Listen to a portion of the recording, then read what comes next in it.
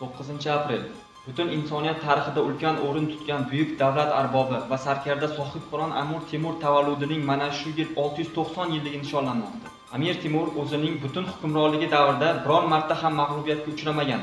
Uning hukmronligida yangi turdagi muntazam armiyaning tashkil etilishi, siyosiy uyushuv, hayotning barcha jabhalari, ayniqsa iqtisodiyotning g'alaba qozonish yo'lidagi strategik vazifaga bo'ysundirilishi, mustahkam intizom, har bir jangchi tomonidan harbiy harakatlar olib borish qoidalariga rioya qilinishi, diplomatik vositalardan ustunlik bilan foydalanish kabi omillar raqib ustidan zafar va g'alabani ta'minlagan.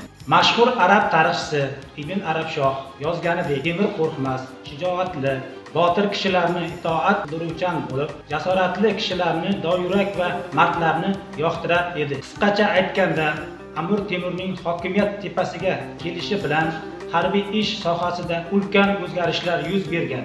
Ular sharqiy, g'arbiy, harbiy nazariy tafakkur taraqqiyotida katta rol o'ynagan. Vatan himoyachilari Amir Temurni buyuk sarkarda, yurt tinchligi va mustaqilligi timsoli hamda harbiy mahorat ustasi sifatida e'zozlashadi.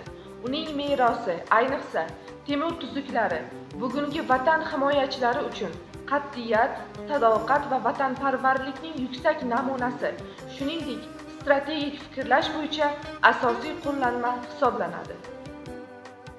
Amir Temur o'z askarlariga faqat jang qilishni emas, balki bir-biriga sodiq bo'lishni, yurtni sevishni, adolatni ustuvor qo'yishni o'rgatgan. Chunki kuch faqat qurolda emas, balki birlik va ishonchdadir. Bugungi kunda ham biz ana shu buyuk an'analarni davom ettirmoqdamiz. Shuningdek, yurtimiz sarhadlarini himoya qilar ekanmiz. Qalblarimizda Amir Temur ruhi bilan xizmat qilmoqdamiz.